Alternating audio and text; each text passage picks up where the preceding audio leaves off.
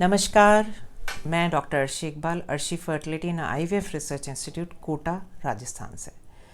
मैं निसंतानता के क्षेत्र में लगभग 20 वर्षों से कार्यरत हूँ और निसंतानता का हर वो ट्रीटमेंट जो आज की तारीख में मौजूद है हमारे यहाँ अवेलेबल है, जैसे कि IVF, ICSI, egg donation, embryo donation, semen bank, IUI services, ऐसी जो भी चीज़ मौजूद है बस हर चीज़ यहाँ है। और मैं पिछले 10 वर्षों से टेस्ट ट्यूब बेबी के उस क्षेत्र में कार्यरत हूँ। अक्सर महिलाओं की एक प्रॉब्लम होती है कि मासिक धर्म में दर्द होता है और दादी नानी कहती हैं ये तो नॉर्मल है और ये बाद में सही हो जाएगा, हमारे भी होता था। तो इसके मुझे लगा कि ये एक बहुत इम्पॉर्टेंट टॉपिक है और इसको डिस्कस करना चाहिए। तो मासिक धर्म में दर्द होना कितना सही है, किस हद तक दर्द होना सही है और किसको अपन नॉर्मल बोलेंगे और किसको बीमारी बोलेंगे, वो मुझे लगता है कि ये जागरूकता फैलाना समाज में बहुत ज़्यादा ज़रूरी है, क्योंकि अल्टीमेटली अभी तक लोगों को ये पता नहीं है कि क्या सही है और क्या कहाँ इलाज लेना चाहिए। तो आज हम डिस्कस करने जा रहे हैं एंडोमेट्रियोसिस, जिसको हिंदी में मासिक धर्म में दर्द होना कह सकते हैं। ठीक है, एंडोमेट्रियोसिस या मासिक धर्म में दर्द होना जैसे कि कहते हैं, और हमारी दादी नानी जो कहती आई हैं वो कहाँ तक सत्य है। किसी भी महिला को जब मासिक आता है तो दर्द होना कितना होना चाहिए? देखिए, हल्का फुल्का दर्द आधे एक घंटे का कोई दिक्कत नहीं, पर एक ऐसा दर्द जिसकी वजह से आपकी दिनचर्या अफेक्ट हो रही हो, आप बिस्तर से उठ नहीं पा रहे हो, आप 24 घंटे बिस्तर पे हैं। और मेरे पास जो मरीज़ हैं उनसे मुझे ये समझ में आता है कि मरीज़ 24 घंटे से 3 दिन तक बिस्तर पे रहता है और वो काम नहीं कर पाता। दूसरा, उसमें उसको ब्लीडिंग भी ज़्यादा होती है और दर्द भी इतना ज़्यादा होता है कि मरीज़ कहता है कि मछली की तरह तड़पता है। तो कोई भी चीज़ जो इस हद तक है वो नॉर्मल कैसे हो सकती है? तो नॉर्मल क्या है?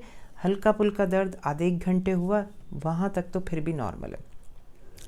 और इस दर्द की तासीर ये होती है कि जब ये शुरुआत में होना शुरू होता है, मरीज़ कहता है कि जब मेरे मासिक शुरू हुआ था उसके 2-3 साल बाद ये शुरू हुआ, और ये उस टाइम इतना ज़्यादा नहीं था, शुरू में कम टाइम था, फिर इसकी इंटेंसिटी और ड्यूरेशन दोनों बढ़ता गया, यानी कि इसकी तीव्रता और घंटे उसमें इजाफा हुआ और वो दोनों चीज़ बढ़ती गई। तो ये इससे ये समझ में आता है कि ये एक प्रोग्रेसिव डिज़ीज़ है, यानी कि ये शुरुआत इतने से होती है और ये बढ़ती चली जाती है, ये फैलती चली जाती है। तो ये ग्रेड 1 से ग्रेड 4 पे जाती है। अब अगर आपको डेफिनेटली दर्द हो रहा है और आप बच्चियां स्कूल तक नहीं जा पाती हैं या बच्चियां अपने जो महिलाएं हैं वो काम नहीं कर पाती हैं घर का, तो डेफिनेटली इसमें इलाज की ज़रूरत है। अब आप कहेंगे कि डॉक्टर के पास जाते हैं तो वो तो एक दर्द की गोली दे देते हैं। देखिए, दर्द की गोली केवल उतनी सी देर आराम दिलाएगी, जब पीरियड आया, दर्द हुआ, आपने गोली खाई। और ऐसी बहुत सी महिलाएं हैं जो घर में दादी नानी उनको दर्द की गोली भी नहीं खाने देती। तो ये तो सिर्फ एक मिथ है कि आप दर्द की गोली खाएंगे तो ये दर्द होना ही चाहिए, ऐसा बिल्कुल नहीं है। अगर आपको दर्द होता है तो दर्द की दवा तो खाना चाहिए, इससे बीमारी बढ़ने या घटने का कोई लेना देना नहीं है। तो जब आपको ये दर्द हुआ और ये बहुत ज़्यादा है और दिन ब दिन ये बढ़ता जा रहा है, तो इससे आपकी स्टेजिंग तो बढ़ी रही है, तो ये एक बीमारी है, एंडोमेट्रियोसिस बोलते हैं। इसमें जो बच्चेदानी की जो लाइनिंग होती है उसे एंडोमेट्रियम बोलते हैं।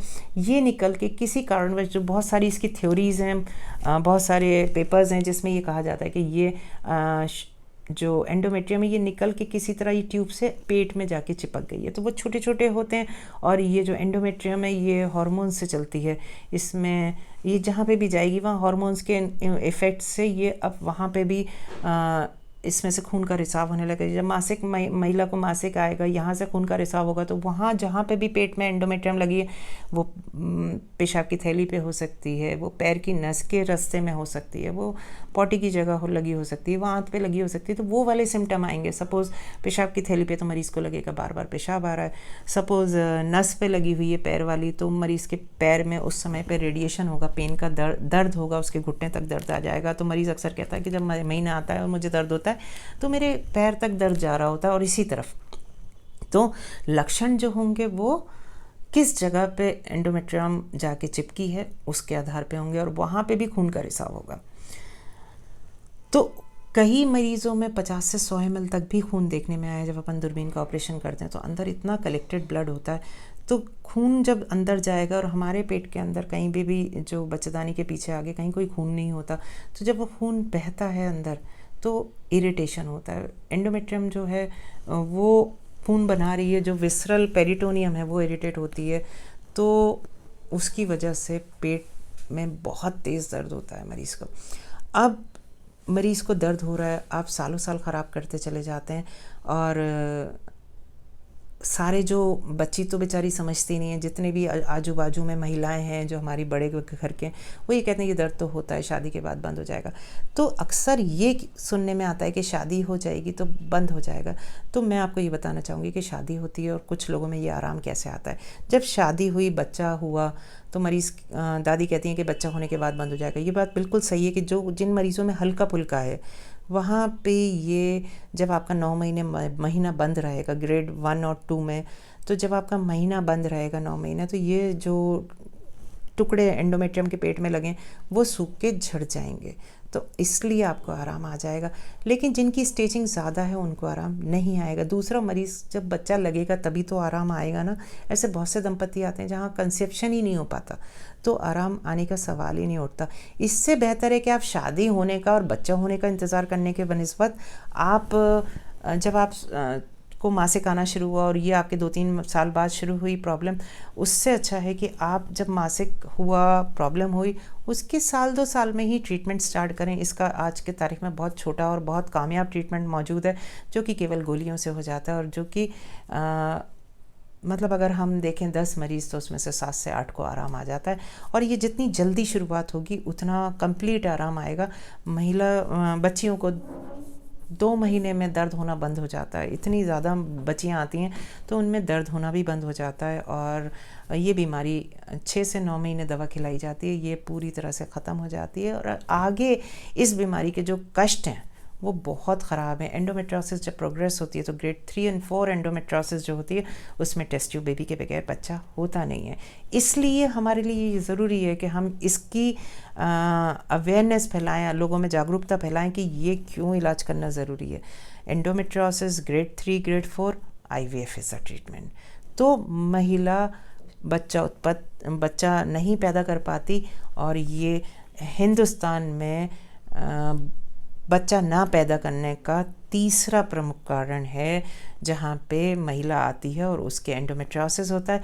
और ये जो बीमारी है एंडोमेट्रियोसिस PCOD के साथ भी मिलता है, एंडोमेट्रियोसिस ट्यूब बंद के साथ भी मिलता है, क्योंकि एंडोमेट्रियोसिस तो सालों साल पुरानी बीमारी होती है, ट्यूब तो बंद रिसेंट भी हो सकते हैं।